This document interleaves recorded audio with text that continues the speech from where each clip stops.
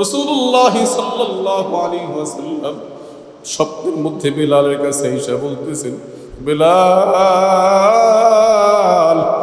আমি আমার মসজিদের মধ্যে ওমর রে পাই, আবু বকর রে পাই, আমি আমার হাসান রে পাই, হুসাইন রে পাই, আব্বাস রে পাই, আব্দুল্লাহ রে পাই, বেলাল তোমার দি পাই না।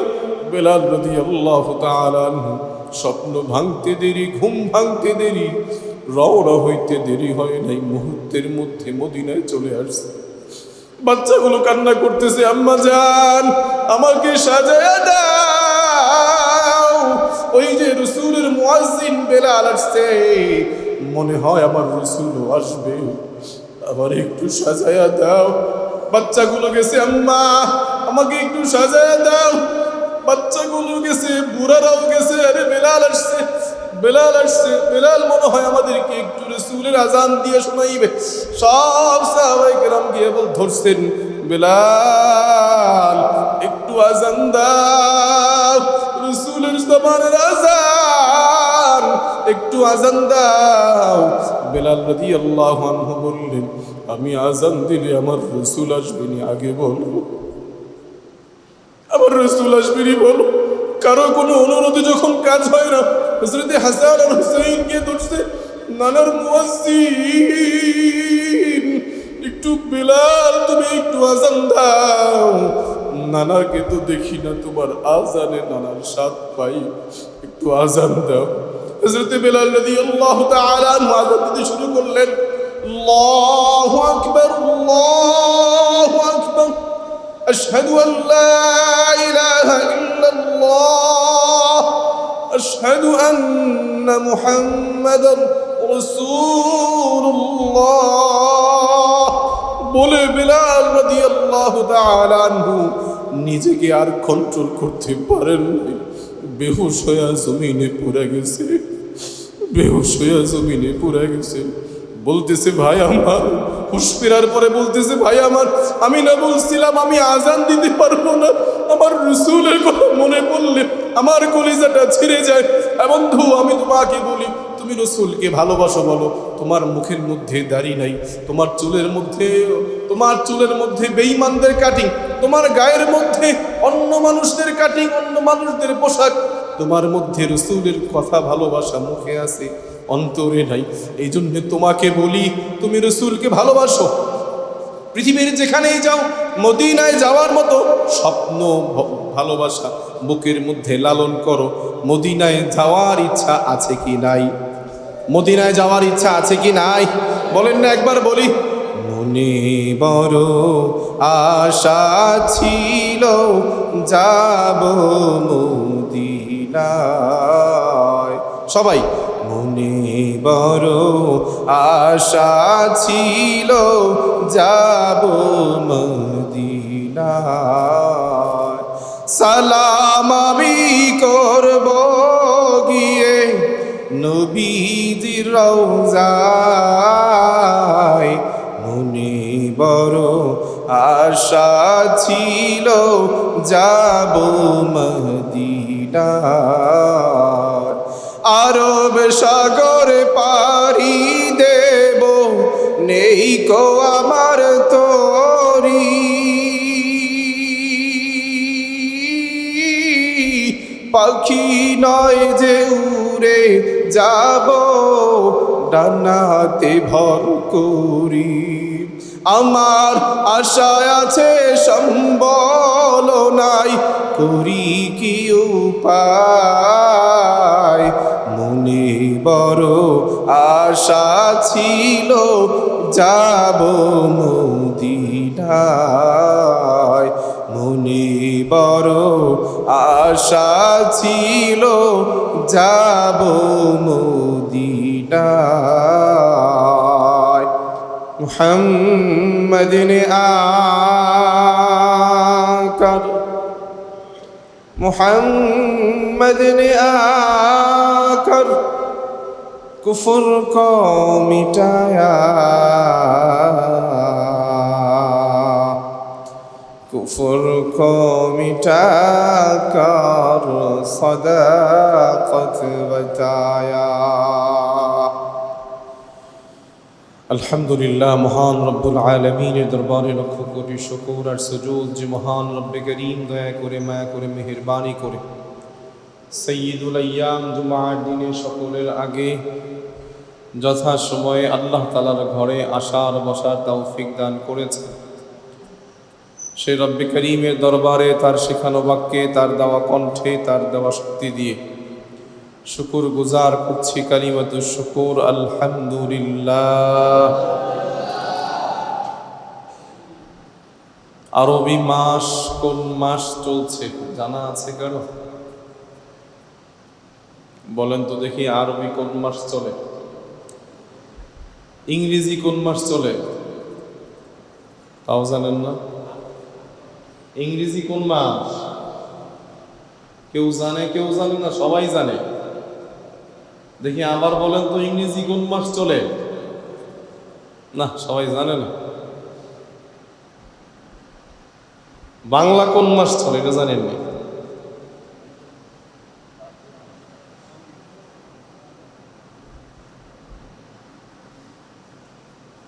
বাংলাও জানি না, ইংরেজিও জানি না, জানি না কি যে জানি না তাও জানি না, নাকি জানলেও কম না।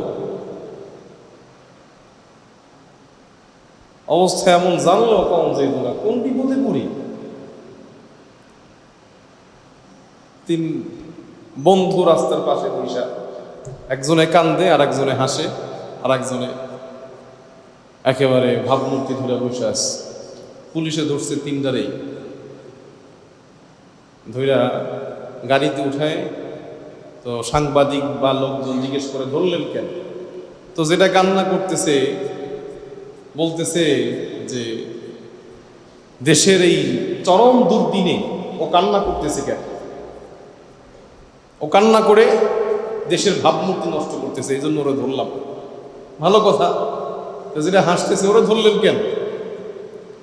কয় ও হাসতেছে দেশের এই চরম দুর্দিন, এই অবস্থায় তেল নাই, গ্যাস নাই, কারেন্ট নাই, এই অবস্থায় ও হাসতেছে, মানে হলো দেশের এই চরম দুর্দিনেও খুশি। খুশি হইল কেন? তো ভালো কথা, ও কান্না করতেছে, ও হাসতেছে। যেটা একেবারে চুপচাপ গম্ভীর বসে আছে, কয় ও নিশ্চিত দেশের বিরুদ্ধে কোনো ষড়যন্ত্র চিন্তা করতেছে, এই জন্য রে ধরছে। আপনারা আছেন কোন পক্ষে? আমার বলেন, ইংরেজি কোন মাস? আগস্ট। বাংলা তো দরকার নাই, কারণ বাঙালি মুখে থাকলেই হইব, আর ভিতরে সব ইংরেজ দিয়ে ভরে গেলেই হবে। আরবিটা বলেন, আরবি কোন মাস? রবিউল আউয়াল। বলেন কোন মাস? আবার বলেন কোন মাস? রবিউল আউয়াল। রবিউল আউয়ালের সাথে দিলের একটা টান আছে, একটা ভালোবাসা আছে, একটা মহাব্বত আছে, এটা মহাব্বত আছে। আমি যদি আপনাকে মহাব্বতের কথাটা বোঝানোর জন্য বলি, 16ই ডিসেম্বর, 16ই ডিসেম্বর আমাদের কোন দিবস? বিজয় দিবস। বলতেই দিলের মধ্যে একটা শান্তি লাগে, 16ই ডিসেম্বর। আরও যদি বোঝানোর জন্য বলি, পহেলা শাওয়াল, শাওয়াল মাসের 1 তারিখ কি দিন? ঈদুল ফিতরের দিন, আনন্দের দিন। এটা বলতেই একটা আনন্দ লাগে, আজকে ঈদের দিন, আজকে ঈদের দিন। এটা লাগে কি লাগে না? কথা বলেন, লাগে কি লাগে না? আর যদি আপনার বাবা ইন্তেকালের দিন, সেটা যেদিনই হোক, আপনার কাছে বলতে একটু মনটা খারাপ লাগে কিনা? হুজুর দোয়া চাই, আজকের এই দিনে আব্বা চলে গেছিলেন।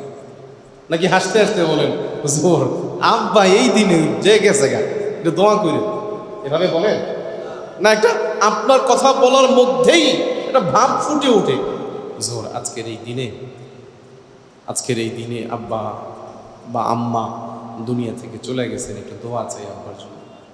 এটা বলি কি বলি না? আমার কথার মধ্যেই একটা ভাব ফুটে ওঠে। অন্যদিক থেকে আরো যদি সহজ করে বলি, হুজুর আমার ছেলেটা এই দিনে দুনিয়াতে এসেছিল, জন্মদিন তো পালন করি না, এটা তো জায়েজও নাই, তবে হুজুর ওর জন্য একটু দোয়া চাই। বলতেই মুখ থেকে একটা হাসি, একটা আনন্দ ফুটে উঠে কিনা? ফুটে ওঠে। ঠিক রবিউল আউয়াল মাস, এটা বলতেই দিল থেকে একটা টান, ভালোবাসা, মোহাব্বত বেরিয়ে আসে যে রবিউল আউয়াল, এই মাসে পৃথিবী শ্রেষ্ঠতম মানুষ, মহামানব আল্লাহর জমিনে, আল্লাহর সৃষ্টির মধ্যে, আসমানের নিচে নয়, আল্লাহ তাআলার পরে পৃথিবীতে যা আছে সবচেয়ে শ্রেষ্ঠতম মাখলুক, সবচেয়ে শ্রেষ্ঠতম মানুষ, মহামানব হযরতে মুহাম্মদ, সকলে চিল্লায়া বলেন সাল্লাল্লাহু আলাইহি ওয়াসাল্লাম, আগমন ঘটেছিল এই মাসে। সুবহানাল্লাহ বলবেন না? এই মাস মুসলমানদের আনন্দের মাস। আনন্দ মানে এটা নয় তাহলে ঈদ করি চলেন। রাসূলুল্লাহ সাল্লাল্লাহু আলাইহি ওয়াসাল্লাম মিলাদ আর সিরাত নিয়ে আমরা ধারাবাহিক আলোচনা করব। যেহেতু আমরা একটা ধারাবাহিক আলোচনার মধ্যে আছি, সেই আলোচনাটা শেষ করে এই আলোচনা শুরু করব। এরপরেও ইনশাআল্লাহ ধারণা দেওয়ার জন্য কিঞ্চিত আলোচনা, অল্প কিছু আলোচনা শেষে করব ইনশাআল্লাহ। যেহেতু আজকে রবিউল আউয়াল মাসের প্রথম সপ্তাহ, আমরা আলোচনায় ছিলাম শরীয়তের বিধিবিধান সম্পর্কে। সেখান থেকে আমরা এসেছি শরীয়তের বিধিবিধানের 1 নম্বর হলো ঈমান। মোটামুটি 7টা প্রয়োজনীয় বিষয়, যেগুলি ঈমান আনা আবশ্যক 6টা, সেগুলি আমরা জেনেছি। এখন আজকে আমরা আলোচনা করব ঈমান আছে আমার, এটার একটা কোষ্ঠী পাথর দরকার। আমার স্বর্ণটা স্বর্ণ না, আমি কারো কাছ থেকে একটা আটা নেই অথবা সোনা 1 ভরি 2 ভরি একটা স্বর্ণের চেন কিনবো, উনি আমাকে দিল আর আমি নিয়ে নিলাম, বিষয়টা কি এমন না? অবশ্যই এই বিষয়ে যে জানে, স্বর্ণকারের দোকান হোক বা ভালো কোনো অভিজ্ঞ ব্যক্তি হোক, তার কাছে স্বর্ণাপন্ন হই, ভাই দেখেন তো এটা স্বর্ণ নাকি স্বর্ণ না, ঠিক না? কিন্তু আমি আমার ঈমানের ব্যাপারে কতদিন কার কাছে গিয়েছি যে হুজুর আমার ঈমানটা ঠিক আছে? আরে ভাই, স্বর্ণ তো অনেক পরের কথা। সকালে ডাউল রান্না করছে ঘরে, রাত্রেবেলা আমি গিয়েছি দেরি করে, একটা ডিম ভেজে আমাকে ভাত দিয়েছে, ডাউল আছে, দিব? আমি কি জিজ্ঞেস করি? ভালো নেই? জিজ্ঞেস করি কি করি না? শুধু জিজ্ঞেস করাই শেষ না, নাকের সামনে নেই কি নেই না, গন্ধ আছে কি না, ঠিক আছে কি না, একটু চামচ দিয়ে মুখে দিয়ে দেখি স্বাদ ঠিক আছে কিনা। বিবিকে বলি বা মাকে বলি, তুমি একটু টেস্ট করে দেখো তো ভালো আছে নষ্ট, ফ্রিজে তো থৌ নাই। শুধু ডাউল ডিম আছে, খানা হয়ে যাবে, এরপরেও ডাউলকে যাচাই বাছাই করার জন্য নিজের নাক, নিজের মুখ, জিহ্বাকে ব্যবহার করা ক্ষান্ত মনে করি না, বা অথবা বিবি অথবা কাছের কাউকে জিজ্ঞেস করি যে ডাউলটা ভালো আছে কিনা। এতটুকু যদি ডাউলটা নষ্ট হয়, যদি খাইও 1 বেলা 2 বেলা হয়তো পেটটা খারাপ হলেও হতে পারে, কিন্তু ঈমানের ব্যাপারে এতটা গাফিল। ঈমান যদি চলেও যায়, মাথায় তো টুপি আছে, গায়ে তো পাঞ্জাবি আছে, মুখে তো দাড়ি আছে, আমার সে বড় বদমাইশ আর কে আছে? কথাটা মনে হয় বুঝেন নাই। আপনি বলেন আবু জাহেলের মুখে দাড়ি ছিল কি ছিল না? আবু জাহেলের জুব্বা ছিল কি ছিল না? আবু জাহেল হজ করতো কি করতো না? করত। সব কিছু ঠিক ছিল, যেটা ছিল না সেটা হলো ঈমান। সেটা কি? সেটার নাম ঈমান। তার সব ঠিক ছিল।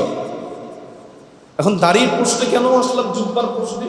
ভাই, ওই দেশটা এমন ছিল, এখানে নবী রাসূলদের জন্ম, ওই দেশে নবী রাসূলদের জন্ম, নবী রাসূলরা এখানে এসেছেন 1 না, একাধিক না, হাজার লক্ষ, যার কারণে তাদের আচার আখলাক ব্যবহার কাফের মুশরিকদের মধ্যে এমনিতেই ছিল। আরো উদাহরণ দেওয়ার জন্য আপনাকে বলি, অনেক কাফেরের নাম ছিল আব্দুল্লাহ। কি ছিল? কথা বলেন, কি ছিল? আবার বলেন। আব্দুল্লাহ অর্থ কি? সবাই বলেন। জানেন না আব্দুল্লাহ অর্থ কি? আল্লাহর বান্দা। তাহলে কাফেররা তো আল্লাহকে মানে না, তাহলে আব্দুল্লাহ নাম রাখলো যে আল্লাহকে মানত, তবে একজনকে মানত না, অনেকজনকে মানত। এই জন্যে তারা আল্লাহকে মেনে আব্দুল্লাহ নাম রাখত। এটা কেন বললাম? যে তাদের মধ্যে আল্লাহ তাআলা রাসূলদের, এই অনেক নবী রাসূলদের পদচারণার কারণে তাদের মধ্যে ঈমানি বিষয়গুলো একেবারেই সিম্পল ছিল, সাধারণ বিষয় ছিল। আরো একটু বোঝার জন্য বলি, খানা খাই আমরা কোন হাত দিয়ে? সবাই বলেন, আবার বলেন। কিন্তু আপনি বলেন, ডান হাতে খানা খাওয়া এটা কি ট্র্যাডিশন না সুন্নত? কিন্তু সুন্নত যে কয়জনে জেনে খায়, এটা যে সুন্নত, খানা খাওয়া যে ডান হাতে খাওয়া সুন্নত, সকলেই কি জানি? না, সকলে জানি না।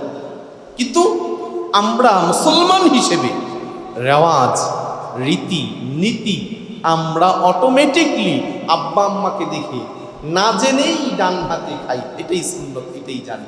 সুন্নত না জেনেই সুন্নত মানি। আমার কথাটা কি বুঝতে পারতেছেন?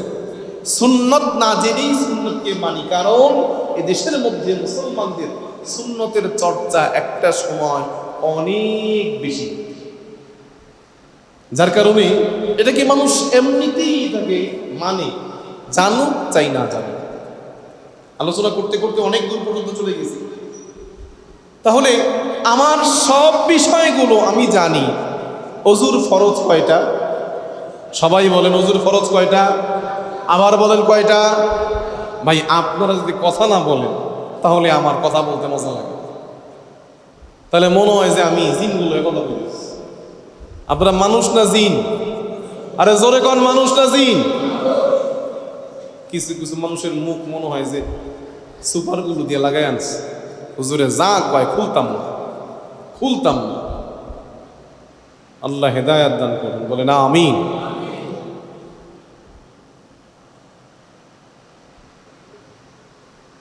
অজুর ফরজ কয়টা? অজু ভঙ্গের কারণ কয়টা? আবার বলেন। জানেন তো মাশাআল্লাহ। নামাজের ফরজ কয়টা? নামাজের ভিতরে বাহিরে মিলায়া ফরজ কয়টা? 13টা। কয়টা? আবার বলেন। নামাজ ভাঙ্গার কারণ কয়টা? হ্যাঁ, কয়টা? জানেন, একটু সন্দেহ আছে। 19টা। কয়টা? 19টা। এখন ঈমানের শাখা 77টা, কিন্তু ঈমান ভাঙার কারণ কয়টা জানা আছে কয়জনের? এটা জানা জরুরি, এটা জানা জরুরি। কারণ ঈমান ছাড়া আপনি যত যা কিছু করেন, কোনো কিছুর কোনো দাম আছে? আছে? বলেছিলাম 1 লিখেছি, এরপরে 0 দিলে 1-এর দাম 10 হয়, 10 গুণ বাড়ে, 10 গুণ বাড়ে। 1-এর পিছনে 0 10, আর একটা 100, আর একটা 1000, আর একটা 10,000, আর একটা 1 লাখ। যদি সব শূন্য রাইখা একটাকে মুছে দেই, শূন্যের দাম কত? আছে? আছে? আমার সব ঠিক আছে, আমার দাড়ি, আমার টুপি, আমার জুব্বা, আমার তসবিহ, আমার নামাজ, আমার রোজা, আমার দান, আমার যাকাত, আমার জিহাদ, সব ঠিক আছে, কিন্তু ভিতরে ঈমানের মধ্যে ঝামেলা আছে। বলেন না, আমার এই আমলের কোনো দাম আছে? কোনো দাম আছে? ঈমান ভাঙার মোটামুটি কারণ 10টা। এই 10টা ইনশাআল্লাহ সংক্ষেপে আলোচনা করার চেষ্টা করব। ওমা তাওফীক ইল্লা বিল্লাহ। 1 নাম্বার হলো আশিরকু ফিল্লাহ, আল্লাহর ব্যাপারে শিরিক করা। 1 নাম্বার কি? আল্লাহর সাথে শিরিক করা। বলেন 1 নাম্বার কি? আবার বলেন 1 নাম্বার কি? আল্লাহর সাথে শিরিক করা। আল্লাহর সাথে শিরিক কিভাবে হয়? কতভাবে হয়? কিছু শিরিক আছে বড়, কিছু শিরিক আছে ছোট। অল্প কিছু আলোচনা করব। শিরিকের মধ্যে শিরিকের ক্ষতি কি? ইন্নাশ শিরকা লাযুলমুন আযীম। আল্লাহ রাব্বুল আলামিন ডাক দিয়ে বলেন, নিশ্চয়ই শিরিক হলো অনেক বড় জুলুম। আযীম এমন এক শব্দ, কবীর মানে বড়, আজিম মানে বড়, কিন্তু আজিম শব্দের ওজনটা এত বেশি। যেমন আল্লাহ রাব্বুল আলামিন তার হাবিবের শানে ব্যবহার করেছেন, ইন্নাকা লাআলা খুলুকিন আযীম। হাবিব, নিশ্চয়ই আপনি উত্তম আখলাক আদর্শের উপরে, বড় আদর্শের উপরে প্রতিষ্ঠিত। আজিম শব্দটা এমন ওজন রাখে, এমন বড়, এমন ওজন রাখে। আজিম শব্দের ওজনটা এমন বেশি, তাফসীরের কিতাবের মধ্যে এসেছে, আসমান আর জমিনকে যদি এক পাল্লায় রাখা হয়, আজিম শব্দকে যদি এক পাল্লায় রাখা হয়, আজিম শব্দটার ওজন এর চেয়ে বেশি ভারী হয়ে যাবে। তাহলে মালিকের সাথে শিরিক করলে, আল্লাহ রাব্বুল আলামিনের সাথে শিরিক করলে, মালিকের সাথে শিরিক করলে, আল্লাহ রাব্বুল আলামিনের সাথে শিরিক করলে, দুনিয়ার সব ক্ষতি হয়ে গেলে যত ক্ষতি এর চেয়ে বড় ক্ষতি হবে আল্লাহর সাথে শিরিক করলে। আল্লাহ রাব্বুল আলামিন বলেন, ওয়ালা তাজআল মা'আল্লাহি ইলাহান আখার ফাতাকউদ মাযমুমান মাখযুলা। আল্লাহ বান্দাকে বারবার করে না করে, গোলাম আমি আল্লাহর সাথে কাউকে শরীক বানায়ও না, কাউকে তুমি শরীক বানায়ও না। যদি তুমি শরীক বানাও, মাযমুম, তুমি নিন্দিত হবে, তুমি অসহায় হয়ে পড়বে। যেদিন তোমার আল্লাহ ছাড়া কোনো সহায় নাই, সেদিন তুমি অন্য কাউকে আল্লাহ ছাড়া পাবা না, তুমি আল্লাহকেও পাবা না, অসহায় হয়ে যাবে। নাউজুবিল্লাহ। আমি যদি আপনাদেরকে বলি, আমরা শিরিক করি কি করি না? বলেন, শিরিক করি কি করি না? আমরা অজান্তেই শিরিক করে ফেলি। নামাজে দাঁড়াইছে ইমাম সাহেব, পিছনে আমার কমিটি মুসল্লি, তাড়াহুড়া করে নামাজ যদি পড়ি, মানুষ বলবে ইমাম সাহেবের নামাজ এত দ্রুত কেন? আস্তে আস্তে পড়ি, এটা শিরকে খাফি, রিয়া, লোক দেখানো নামাজ, লোক দেখানো নামাজ। এই নামাজের কোনো দাম আল্লাহ তাআলার কাছে আছে? আছে? অবশ্য হুজুররা যা করে তাতেই দোষ। জোরে আটলে হুজুর দাওয়াত কয়টা, আস্তে আটলে কি হুজুর খেয়াল করতে পারেন না? জুব্বাটা একটু বড় বানাইলে, পাঞ্জাবির দাম হুজুররাই বাড়াইল, একটু ছোট হইলে কি হুজুর কেউ হাতিয়ে দিয়ে দেয় না? হুজুর যা করবে তাতেই দোষ। তবে মনে রেখেন, হুজুরদের সাথে যারা আছে তাদেরই সফলতা, মুক্তি। আর হুজুরদের এন্ট্রি যারা আছে, দুনিয়াতেই এন্ট্রি করতে পারবা, আখিরাতেও এন্ট্রি হবা। হুজুরদেরকে আল্লাহ জান্নাতের কাতারে রাখবে, তোমাদেরকে জাহান্নামের কাতারে রাখবে। এক নাম্বার শিরিক হলো, এক নাম্বার হলো শিরিক। শিরিকের কথা বললাম। শিরিক কি? শিরিকের মধ্যে কিছু বিষয় আছে, যেমন মরা মানুষের কাছে চাওয়া, মৃত ব্যক্তির কাছে চাওয়া, এটা শিরিক। কবরে গিয়ে চাই কি চাই না? মাজারে গিয়ে চাই কি চায় না? অসুস্থ মানুষ রাস্তার পাশে শুয়ে আছে, সাহেব তাকে 2 টাকা দেয় না, কিন্তু মাজারে যাওয়ার সময়, মাজারের পাশ দিয়ে যাওয়ার সময় গ্লাসটা নামায়া 500 টাকার চকচকা নোটটা মাজারে দিয়ে যায়। আছে কি না? বলেন তো, টাকার দরকার মরা মানুষের না জাদা মানুষের? একটু পরে যখন অসহায় দরিদ্র লোকটা মারা যায়, সাদা কাপড় দিয়ে যখন বিছায় দেয়, সাদা কাপড় দিয়ে যখন তাকে ঢেকে দেয়, দাফনের জন্য টাকা লাগবে, তখন ওই সাহেব আবার তাকে 500 টাকা গ্লাস নামায়া দিয়ে যায়। সাহেব, এই 500 টাকা যদি একটু আগে দিতেন, হয়তো আল্লাহর রহমতে চিকিৎসার মাধ্যমে তার হায়াত ভালো থাকতো। মাজারে গিয়ে বাবার কাছে সন্তান চায়, আছে কি নাই? জোরে কন্যা আছে কি নাই? মাজারে গিয়ে সুতা বাঁধে, মাজারে গিয়ে ছাগল নিয়ে যায়, গরু নিয়ে যায়, আমার মান্যতটা পুরা হবে, এটা আছে কি নাই? জোরে কন্যা আছে কি নাই? আল্লাহ রাব্বুল আলামিন বলেন, কুল আতা'বুদুনা মিন দুনিল্লাহি মা লা ইয়ামলিকু লাকুম দাররান ওয়া লা নাফআ। রে গোলাম, তুমি কার কাছে কার ইবাদত করো যে তোমার কোনো লাভ ক্ষতি কোনো কিছু করতে পারে না? এমন মানুষের কাছে তুমি যাও, এমন মানুষের কাছে তুমি চাও। আল্লাহ রাব্বুল আলামিন বলেন, আল্লাহু হুয়াস সামিউল আলিম। আল্লাহ রাব্বুল আলামিন সব কিছু শোনেন, সব কিছু জানেন। হিন্দুরা যায় কোথায়? দুর্গায়। আমরা যাই দরগায়। বলেন না, হিন্দুদের সাথে আমাদের সাথে তেমন কোনো তফাৎ আসেনি?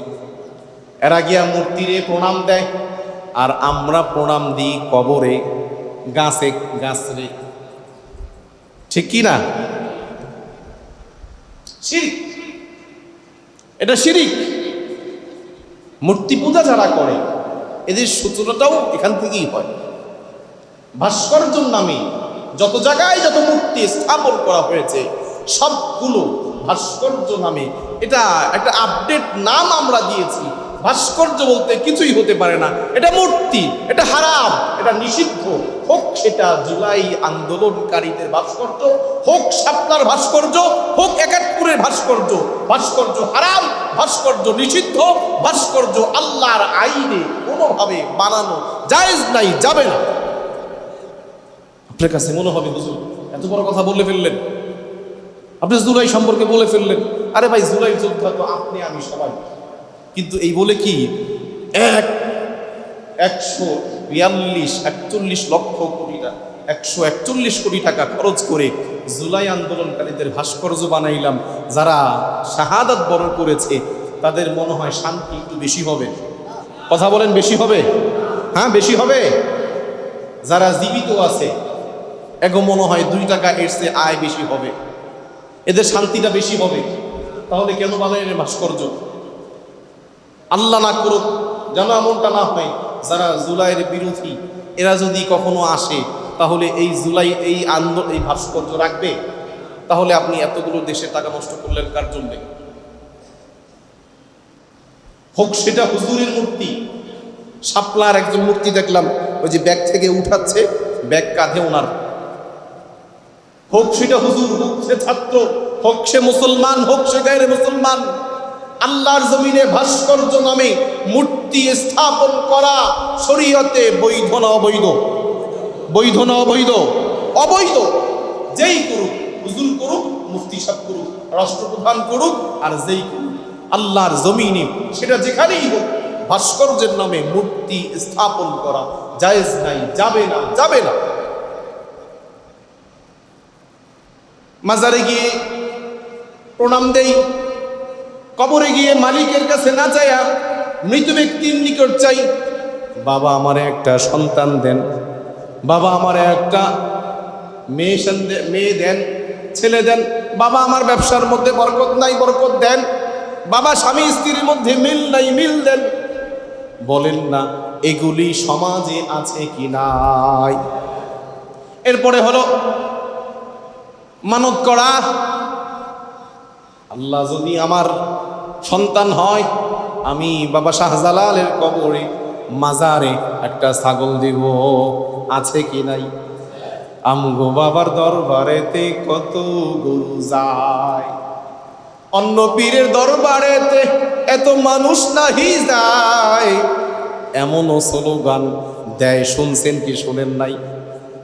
গরুর দরবারে গরুরাই যায়। ভাই, কথাটা যদিও আপনার কাছে খারাপ লাগে, বুঝার জন্য বলি, আপনি আমাকে কিছু মনে করেন না। আল্লাহর নামে গায়রুল্লাহ, আল্লাহ ছাড়া অন্য কারো নামে কোন রকম ভাবে যদি কেউ মানত করে সেই মানত এটা সম্পূর্ণভাবে শিরক, হারাম, নিষিদ্ধ। এটা যেখানেই হোক, হুজুর মসজিদে যে মানত করি, ভাই মসজিদে কি মানত করি মসজিদের জন্য, মসজিদের নামে নাকি আল্লাহর নামে? কথা বলেন, কার নামে? আল্লাহর নামে মানত করি। এখানে অন্য কারোর জন্য মানত করি না। কবরে মোমবাতি দেয়, কবরে আতশবাতি দেয়, কত কিছু দেয়, মনে করে যে কবরে দিলাম তো অনেক কিছু পাওয়া গেলাম। না, এটা শিরক। ঈমান চলে গেছে, কোনো খবর নেই। এই জন্য এই শিরিক করবো না ছাড়বো? করবো না ছাড়বো? শিরিকের একটা প্রকার বললাম, ঈমান ভাঙার একটা কারণ বললাম শিরিক করা। রবিউল আউয়াল মাস রাসূলুল্লাহ সাল্লাল্লাহু আলাইহি ওয়াসাল্লাম শিরিকের বিরুদ্ধে নিজের 63 বছরের জিন্দেগীর মধ্যে শুধুমাত্র 63 বছরই শিরিক থেকে মানুষকে বাঁচানো যায় কি করে, 40 বছর ভাবছেন একভাবে, 23 বছর ভাবছেন একভাবে।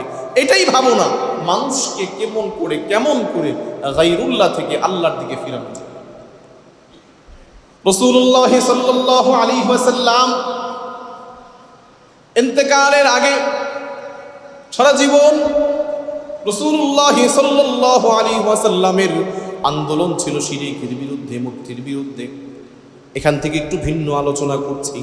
রাসূলুল্লাহ সাল্লাল্লাহু আলাইহি ওয়াসাল্লামের রবিউল আউয়াল মাসকে কেন্দ্র করে ছোট্ট করে বলছি, রাসূলুল্লাহ সাল্লাল্লাহু আলাইহি ওয়াসাল্লামের আন্দোলন সফল হয়ে সাহাবায়ে কেরাম রাদিয়াল্লাহু তাআলা আনহুম রাসূলুল্লাহ সাল্লাল্লাহু আলাইহি ওয়াসাল্লামকে কতটা ভালোবেসেছেন, কতটা ভালোবাসা ছিল। আন্দোলনের পিছনে, সফলতার পিছনে এটাও এক কারণ। সাহাবায়ে কেরামের ভালোবাসার পরিমাণটা বোঝার জন্য হযরতে বিলাল রাদিয়াল্লাহু তাআলা আনহু, হযরতে বিলাল রাদিয়াল্লাহু তাআলা আনহু ইন্তেকালের পরে কয়েকদিন যখন চলে গেছে, হযরতে বিলাল রাদিয়াল্লাহু তাআলা আনহু মাথার মধ্যে একটা পুটলি নিয়ে রওনা হইছেন। হযরতে ওমর রাদিয়াল্লাহু তাআলা আনহু বলছেন, ভাই বিলাল, আমাদেরকে ছেড়ে আপনি কই যান? বলল, আমি আর মদিনার মধ্যে থাকতে পারবো না। হযরতে আবু বকর রাদিয়াল্লাহু তাআলা আনহু বলছেন, ভাই বিলাল, বিলাল তোমার কি? রাসূলুল্লাহ সাল্লাল্লাহু আলাইহি ওয়াসাল্লাম তোমাকে কিছু অর্থ দিতেন, তোমাকে কিছু বাইতুল মাল থেকে কিছু সম্পদ দিতেন, বন্ধ হয়ে গেছে, এই জন্য তুমি চলে যাবা, আমি তোমাকে সেই সম্পদ দিব, তুমি আমাদেরকে ছেড়ে যাও না। হযরত বিলাল রাদিয়াল্লাহু তাআলা আনহু ডাক দিয়ে বলেন, ওমর, আবু বকর, আমি যখন আযান দেই, আমার আযানের আওয়াজ শুনে আমার রাসূলুল্লাহ সাল্লাল্লাহু আলাইহি ওয়াসাল্লাম মদিনার মসজিদে তার হুজরা থেকে বের হয়ে আসতেন। আমি এখন আযান দেই, আমার আযানে আমার রাসূল আসে না, আমার রাসূল ঘর থেকে বের হয় না। হযরত সাহাবায়ে কেরাম বললেন, ভাই বিলাল, তুমি যদি চলে যাও, রাসূলুল্লাহ সাল্লাল্লাহু আলাইহি ওয়াসাল্লাম চলে গেছে, এখন তোমার আযানের মধ্যে রাসূলের স্বাদ পাই, রাসূলের ঘেরান পাই, বিলাল তুমি আমাদেরকে ছেড়ে যাও না। হযরত বিলাল রাদিয়াল্লাহু আনহু কারো কোনো অজুহাত, কারো কোনো আবদার শুনতে পারলেন না, চলে গেছেন। হঠাৎ 1-2 মাস 3 মাস পর রাসূলুল্লাহ সাল্লাল্লাহু আলাইহি ওয়াসাল্লাম স্বপ্নের মধ্যে বিলালের কাছে এসে বলতেছেন, বিলাল, আমি আমার মসজিদের মধ্যে ওমর রে পাই, আবু বকর রে পাই, আমি আমার হাসান রে পাই, হুসাইন রে পাই, আব্বাস রে পাই, আব্দুল্লাহ রে পাই, বিলাল তোমার দি পাই না। বিলাল রাদিয়াল্লাহু তাআলা আনহু স্বপ্ন ভাঙতে দেরি, ঘুম ভাঙতে দেরি, রওনা হইতে দেরি হয় নাই, মুহূর্তের মধ্যে মদিনায় চলে আসছে। বাচ্চাগুলো কান্না করতেছে, আম্মা জান, আমাকে সাজায়া দাও, ওই যে রাসূলের মুয়াজ্জিন বেলাল আসছে, মনে হয় আমার রাসূলও আসবে, আমার একটু সাজায়া দাও। বাচ্চাগুলো গেছে, আম্মা আমাকে একটু সাজায়া দাও। বাচ্চাগুলো গেছে, বুড়ারাও গেছে, আরে বেলাল আসছে, বেলাল আসছে, বেলাল মনে হয় আমাদেরকে একটু রাসূলের আযান দিয়ে শোনাইবে। সব সাহাবায়ে কেরাম গিয়ে ধরছেন, বেলাল একটু আযান দাও, রাসূলের জবানের আযান একটু আজান দাও। বেলাল রাদিয়াল্লাহু আনহু বললেন, আমি আজান দিলে আমার রাসূল আসবেনি, আগে বলো, আমার রাসূল আসবেনি বলো। কারো কোনো অনুরোধে যখন কাজ হয় না, হযরত হাসান আর হুসাইনকে ধরছে, নানার মুয়াজ্জিন, একটু বেলাল তুমি একটু আজান দাও। নানাকে তো দেখি না, তোমার আজানে নানার স্বাদ পাই, একটু আজান দাও।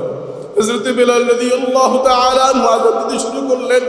আল্লাহু আকবার, আল্লাহু আকবার, আশহাদু আল লা ইলাহা ইল্লাল্লাহ, আশহাদু আন্না মুহাম্মাদার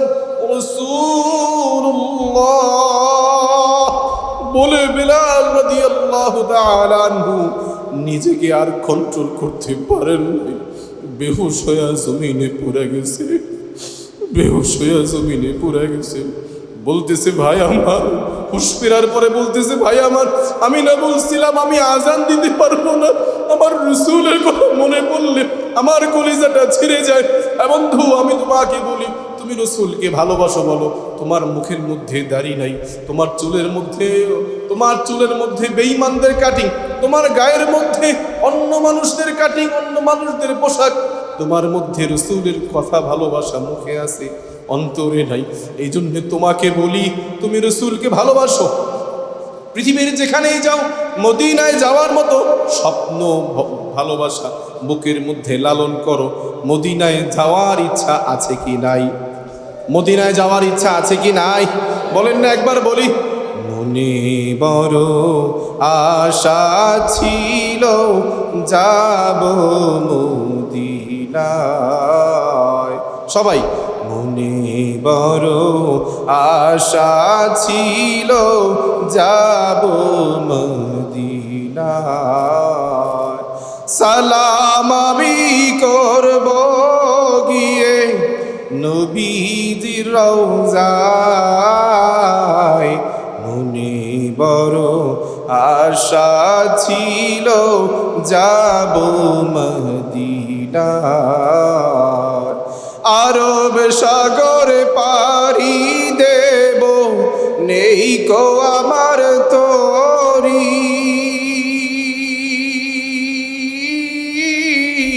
পাখি নয় যে উড়ে যাব, ডানাতে ভর করি। আমার আশা আছে সম্বল নাই, করি কি উপায়। মনে বড় আশা ছিল যাব মদিনায়। মনে বড় আশা ছিল যাব মদিনায়। আল্লাহ তাআলা সকলকে মদিনার সফর কবুল করেন, বলেন আমিন। আল্লাহ সকলকে বাইতুল্লাহ জিয়ারত নসিব করেন, বলেন আমিন।